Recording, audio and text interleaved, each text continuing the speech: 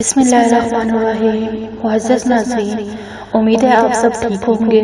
اللہ آپ کو اپنی رحمتوں کے سائے میں رکھے اور آپ کی مشکلات اور آزمائش میں آسانی پیدا کرے، آمین۔ دعاؤں میں یاد رکھیے گا۔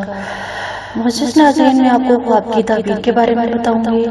خواب تمام انسان دیکھتے ہیں، جیسے مرد، عورت، بچے، بوڑھے سب دیکھتے ہیں۔ جو صالح اور نیک لوگ ہوتے ہیں اور جو خواب وہ صبح صادق کے ٹائم دیکھتے ہیں اکثر سچے ہوتے ہیں۔ جھوٹا یا خود سے بنا کر خواب سنانے کی ممانعت ہے۔ اکثر و بیشتر ڈراؤنے خواب بھی نظر آتے ہیں۔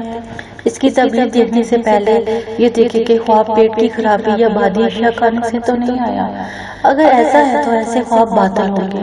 تعبیر خواب پر اپنے آپ خواب کی تعبیر مختصر یا تفصیل دونوں صورتوں میں دیکھ کر ایک نتیجہ پر پہنچ سکتے ہیں، کیونکہ خواب کی تعبیر ہر راوی نے اپنے انداز میں بیان کی ہے۔ چلے میں آپ کو آج کی خواب میں اپنے گال پاکیزہ اور سرخ دیکھنے کی تعبیر۔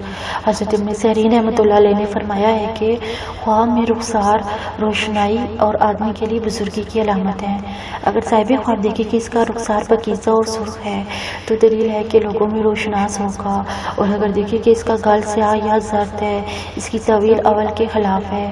حضرت ابراہیم کرمانی رحمۃ اللہ علیہ نے فرمایا ہے کہ رخسار خواب میں لوگوں کی آرائش اور گھر کا مالک ہے، اور اگر جھلسا ہوا خواب دیکھے تو صاحب خواب کے لیے بہتری اور نیکی کی دلیل ہے۔